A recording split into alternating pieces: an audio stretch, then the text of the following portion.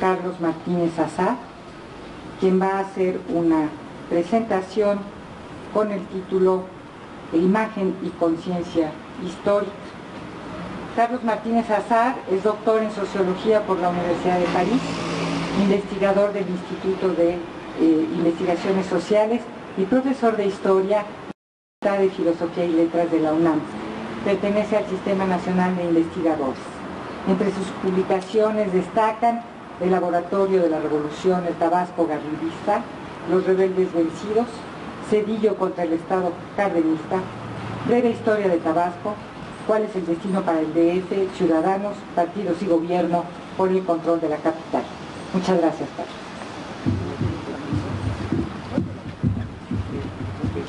Muchas gracias, Soledad. Bueno, es un honor estar aquí de nuevo, ¿verdad? Porque frecuentamos el Fideicomiso Archivos Plutarco Elías Calles, Fernando Torreblanca, y me uno a las felicitaciones, por supuesto, a Norma Meirelles Ogarrio, quien ha sido el alma de todo este proyecto. Ya haré algunas menciones en el transcurso de la ponencia. La memoria como fundamento. La de la fotografía y los grandes acervos que ha producido nos abruma tanto como nos estimula. La fotografía contiene una cultura particular que alienta diferentes valores por su enorme variedad y por su contenido memorioso. No hay como una fotografía para evitar el olvido. Resulta curioso que en la era de la Internet, la utopía de un archivo imposible y engañosamente democrático del mundo actual, aún continuemos hablando por vocación sobre la fotografía, originalmente conservada en papel, muchas veces con su respaldo de placas o película, que el uso llamó negativos para afirmar que lo positivo era la representación palpable, es decir, la impresa, la que se podía mostrar, intercambiar o circular de mano en mano. Se pensará que es un despropósito hablar de la fotografía como documento, cuando lo digital adquiere un uso masivo con su gran y creativa capacidad de distorsión. Sin embargo, la fotografía ha estado al servicio del conocimiento positivista como el documento, más para el historiador que para cualquier otro profesionista. Aunque estuvo asociada al artista, se considera por muchos un producto artístico, cuando desde 1939 un francés y un inglés se disputaron haber logrado primero que los rayos de luz guardados en una caja negra quedaran impresos en papel.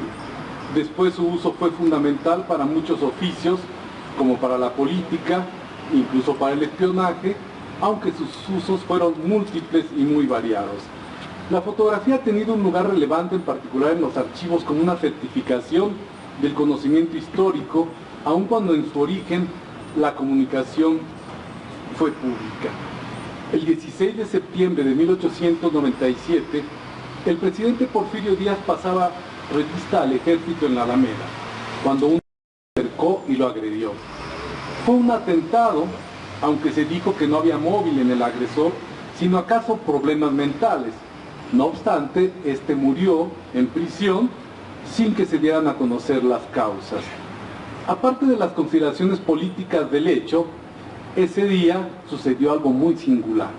Un turista estadounidense trepado en un edificio cercano tomó una fotografía justo cuando la acción transcurría, dando lugar al primer fotoreportaje mexicano, tal como apareció días después en El Mundo Ilustrado.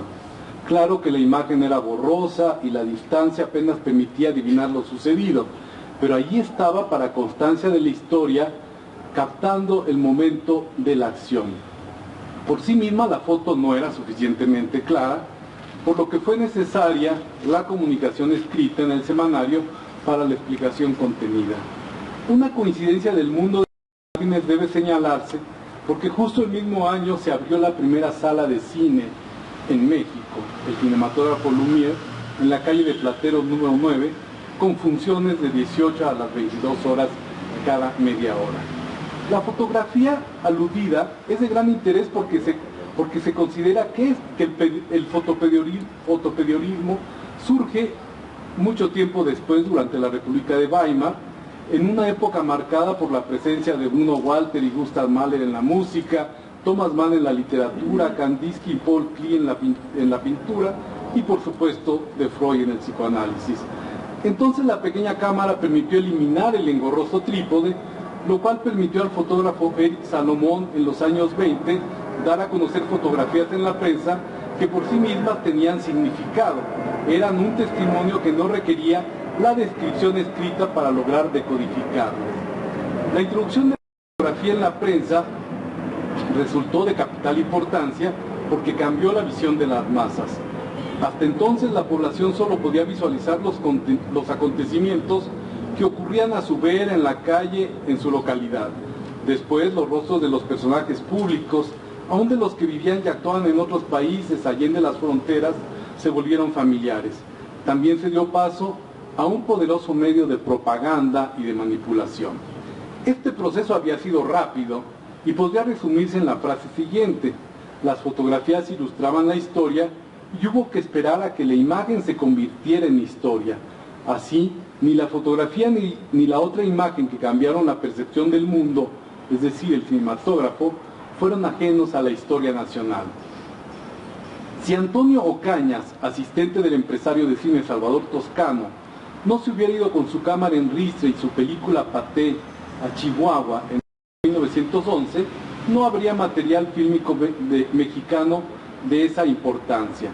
El fotógrafo siguió con su lente el triunfo de los ejércitos opositores al régimen en Ciudad Juárez y logró captar que el sistema porfirista no era invencible.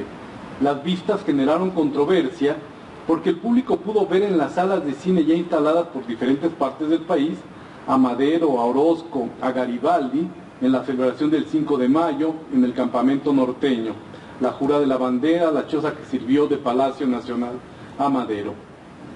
Luego Ocañas estableció un pleito legal contra Moulinet, que le había proporcionado las cintas con el compromiso de filmar a cambio de una copia que nunca recibió, lo cual muestra que el cine desde sus inicios era ya un negocio, aún tratándose de los revolucionarios.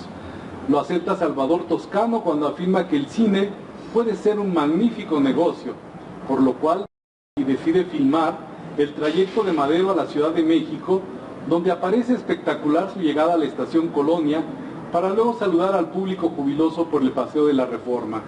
Y el negocio es claro cuando el responsable maderista de la ciudad, Alfredo Robles Domínguez, repartió en un solo día 25,000 entradas de cine para alguna de las 46 salas que en solo 20 años se habían instalado ya en la Ciudad de México y que proyectaron las vistas en mayo de 1911.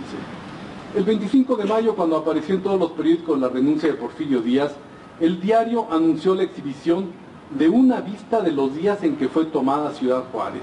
En ella se ve la fabricación de municiones en una precaria línea de producción. Madero ostenta el brazo entablillado porque había sido herido y presencia los disparos de un cañón. Se trata de una puesta en escena, dicen unos, o de una ocasión para mostrar la fuerza de la campaña maderista. Al ser utilizado en ese sentido, el cine ya contiene una forma mediática. El 30 de mayo, un día antes de la partida de Porfirio Díaz, se proyectaba ya a la vista conferencias de paz a orillas del río Bravo, produciendo fuertes entradas por el interés que suscitó. Las fotografías de Francisco y Madero se comenzaron a exhibir por todas partes en mayo de 1911, incluso en los aparadores de las tiendas de productos más o menos elegantes en la Ciudad de México. Es un ejemplo de cómo la fotografía se fue colando para imponer un sistema de valores para salvar la memoria y recrear la identidad. El referente se adhirió al objeto. Tampoco podemos hacer omisión al hecho de que la más vívida representación del 7 de junio, cuando después de uno de los más fuertes temblores del siglo, llegó triunfalmente Madero a la estación Colonia en la Ciudad de México, las casas del Paseo de la Reforma se adornaron con listones tricolores y flores. El pueblo aclamó al apóstol de la democracia, como lo demostraron las fotografías, en particular la que mostraba la escultura del caballito repleta de gente que lo utilizaba como tarima del más excelente mirador. Otra foto más dramática, por lo que siguió, fue la tomada a Madero en su caballo tordillo quemado de gran alzada, la mañana del 9 de febrero de 1913, sobresaliendo por sobre la multitud. Un diario capitalino cabeció, bajo una salva de aplausos, de los leales y una lluvia de balas de los traidores, el presidente Madero, bandera en mano, cruzó la ciudad para dirigirse al Palacio Nacional. Continuó hasta la calle del Teatro Nacional, para proseguir por la calle de 5 de Mayo. Cuando hubo de hacer un alto para evitar las balas, se refugió para posar para la historia. Ironía, en el balcón del edificio de la fotografía Daguerre. Allí quedó su imagen al lado de su hermano Gustavo y su tío don Ernesto. Después, las fotografías de lo que se llamó la decena trágica resultaron imborrables. Un evento singular es que se sabe el interés que suscitó en Estados Unidos el cine que tomó como sujeto a la guerra mexicana. El filme Barbarous México en 1913 anunciaba como si se tratara de un cartel de box Madero versus Díaz, en referencia al sobrino del tío. Como negocio funcionaba lo que acontecía en el país porque se exhibió Mexican Revolution, Mexican War Pictures, también se anunció Madero Murder y War with Huerta. Como si se tratara de seguir los hechos, también se proyectaron las vistas de la invasión a Veracruz, ordenada por el presidente Wilson. Sobre ese acontecimiento, los fotógrafos estadounidenses dejaron una cantidad de fotografías donde no se trataba ya solamente de dejar testimonio de los hechos reales, sino que debido probablemente a la influencia que iba adquiriendo el cine, los marines posaron en muchas de las imágenes del puerto, con el fusil en la mira, simulando el asalto a la aduana, tal como se pone de manifiesto en las fotografías que obran en el Archivo General de la Nación. Pero sin duda, uno de los eventos que más llamó la atención entre esa fusión de cine y realidad fue el contacto que mantuvo Pancho Villa con las cámaras, aceptando el jugoso contrato que le hiciera la Mutual Film Corporation por $25,000 el 3 de enero de 1914 en Ciudad Juárez, al mismo tiempo que negociaba con Pánfilo Natera la toma de Ojinaga. Luego vendría Torreón y los arreglos con los fotógrafos de la Mutual. No tengo que entretenerme mucho en esto, Aurelio de los Reyes y el doctor Frederick Katz han abundado en el asunto. Simplemente no me puedo resistir a mencionar el hecho de la decepción de que el póster de la juventud adosado a la pared de un Villa indómito sobre su yegua preferida hubiera sido el estilo, es decir, una foto fija que procede de esa película. Villa cabalgaba ante las cámaras y hubo de repetir la secuencia en 3 ocasiones porque era imposible captarlo a la velocidad como desbocaba el animal. Finalmente, la fotografía se logró y teniendo como fondo las ruinas de los edificios de Ojinaga, fue publicada en The New York Times el 23 de enero de 1914, y en ella puede verse el crédito de la Mutual Film Corporation. La fotografía era falsa, pero creíble. Con los años fue aún más manipulada al desvanecer el fondo para resaltar aún más el primer plano del caudillo. La Convención de Aguascalientes. Cuando surgió la necesidad de un acuerdo político nacional al ser derrocadas las fuerzas de Huerta en agosto de 14, se presentaron 2 opciones, la de la Convención y la del primer jefe del ejército constitucionalista. La primera se dio a conocer el 10 de octubre de ese año en el Teatro Morelos de Aguascalientes. Estuvieron presentes representantes de ambas opciones, aunque Carranza, como sabemos, declinó. Una de las cuestiones que me interesó más es que precisamente es a través de las fotografías que pude descubrir la presencia de un muy joven Saturnino Cedillo, quien muy joven de veras aparecía muy delgado, se le ve entrar al recinto en las fotografías. No fue muy importante su presencia en el evento. Otra fotografía que de todos conocidas de ese tiempo es una que resulta intrigante. Se dice, y John Womack incurrió en su divulgación al incluirla en su libro conocido por todos, Zapata y la Revolución Mexicana, que los zapatistas desayunaron en Sanborns. Algunos historiadores han contado que el hecho sucedió luego del desfile triunfal de los ejércitos de la Convención, que partió de Chapultepec y siguió por el Paseo de la Reforma hasta llegar a la Plaza de la Constitución el 6 de diciembre de 1914. Villa y Zapata posaron para las cámaras en el Palacio Nacional. El primero lo hizo con más enjundia que el primero, como es obvio, debido al trato que ya tenía con las cámaras. Se dice que luego algunos zapatistas se detuvieron a desayunar en ese establecimiento. Es curioso porque en México, después de las 14 horas en que terminó el desfile, pues ya no es hora de desayunar. El indicio fue la identificación que plasmó Agustín Casasola al reverso de una serie de fotografías, probablemente tiempo después de haber sido tomadas. Lo que es extraño es que quienes han contribuido a divulgar el episodio no hubieran advertido que en una de ellas lleva la fecha escrita de diciembre de 1916, cuando los zapatistas libraban ya las batallas más definitivas en Morelos. De que son campesinos, no hay duda; de que son sureños, a lo mejor; de que eran zapatistas, es probable, a lo mejor en 1915, pero se trataba realmente de Sanborns. El local de los hermanos de ese apellido se había fundado desde 1903, pero la referencia, o como se quiso presentar ya más en los años recientes esa fotografía, es que pertenecía a la Casa de los Azulejos, lo cual resultaba completamente improbable en la medida que esa casa comenzó a funcionar como Sanborns hasta 1919. Entonces, ahí lo importante es que de cualquier manera la fotografía es una ficción que se presenta como verdadera. Va más allá cuando asegura que la fotografía puede mentir.